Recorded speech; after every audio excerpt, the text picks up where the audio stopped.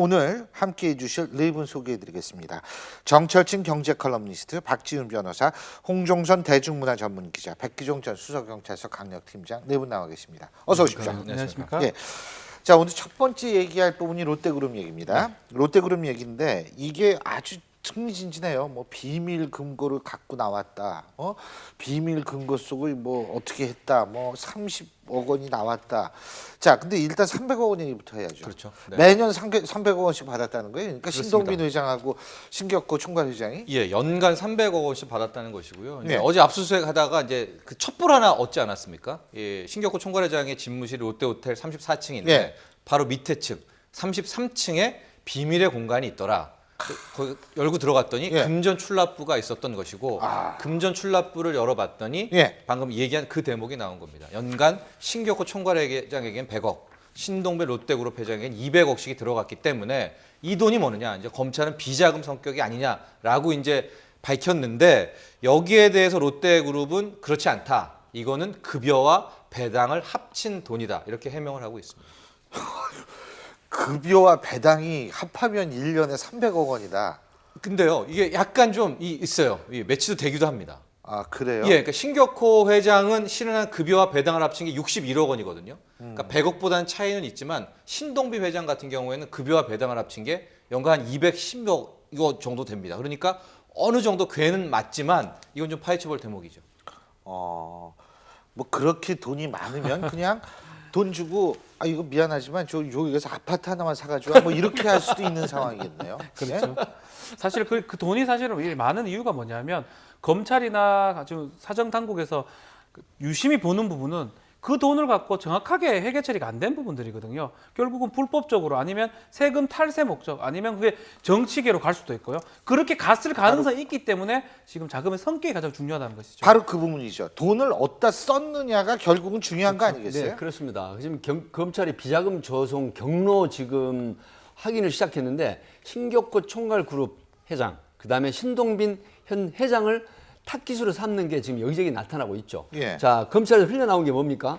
바로 오산 땅, 2007년 초에 매입한 오산 땅을 무려 330억 높은 이자로 다시 매입하고 판매하는 높은 그거. 네, 이런 상황이죠. 그럼 330억이란 돈이 결국 롯데그룹에 마이너스 되는 돈인데 이 돈이 바로 신동빈 회장 아니 그 총괄 회장 신격호 총괄 회장한테 예. 들어가는 돈으로 되고요.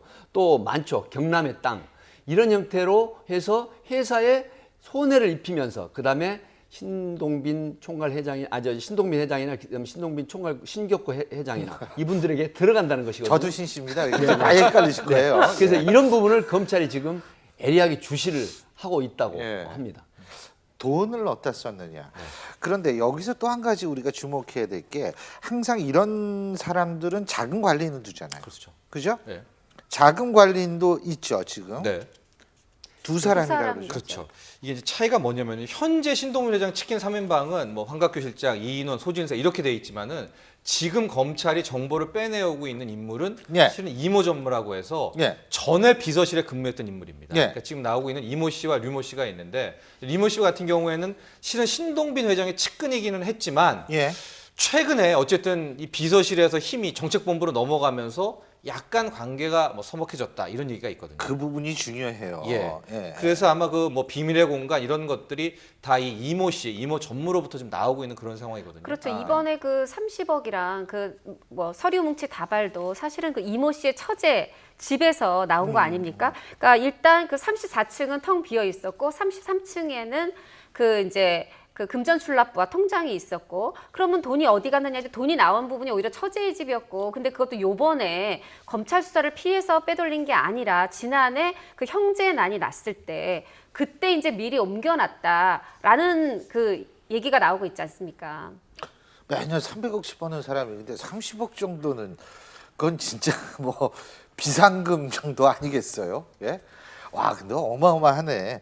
근데 어쨌든 잘린 분, 그러니까 그때 형제인한테 이렇게 아웃되신 분이 이제 그런 얘기를 했다 이런 얘기인데. 네. 그죠? 그러나 완전히 멀어졌는지는 아직 확인되지 않고 있습니다. 아, 네. 또 그 멀어지지 않는, 그렇죠. 비밀을 많이 알고 있으면 아주 멀어지지 못하는 게 상식이죠. 그러니까 비리가 많은 기업이나 비리가 많은 곳에서는 한 번 뭘 시키면 계속 시켜요. 10년이고 20년이고 왜냐하면 딴 사람 시키면 그것도 딴 사람이 알게 되는 거 아니에요. 그래서 그런데 아니 법적으로 그러면 네. 이 자금 관리하시는 분들은 법적으로 문제가 없나요? 글쎄요, 이제 자금 관리하는 사람이 사실은 본인이 만약에 그걸 꿀꺽한다 이러면 이제 횡령이 될 예. 가능성도 있는데 또 우리 소위 말하는 비자금이라는 게 어떤 건지 좀 봐야 되는데 비자금이 무슨 법률 용어나 어떤 정의가 있는 건 예. 아닙니다. 소위 말하는 돈을 세탁하거나 불법적으로 사용하는 거를 갖고 우리가 비자금이라 그러는데 예. 그것 가지고는 처벌할 수도 없을 뿐더러 그걸 관리한다 해가지고 문제가 되지 않고 그걸 갖고 예를 들어서 정치권에 주면 정치자금법 위반이 되는 거고요. 네. 뇌물로 사용하게 되면 뇌물죄가 되는 거고 어. 본인이 써버리면 쓸 때 만약에 그 대표랑 횡령. 아니면 같이 하면 업무상 횡령죄가 되는 횡령이죠. 거거든요. 그런 식으로 됐을 때는 가능한 거고 다만 그렇게 세탁한 돈이라면 그렇게 될 가능성이 아주 농후하다는 거죠. 그래서 그 자금을 관리하는 사람들은 이 대표라든지 회장하고 같이 움직인다고 봐야 됩니다. 본인 혼자 하더라도 뭐 할 수 없는 게 많은 비리를 알고 있기 때문에 혹시 꿀꺽한다 하더라도 회장 입장에서 또 어떻게 할 수 없는 사람이 또 자금 관리인입니다.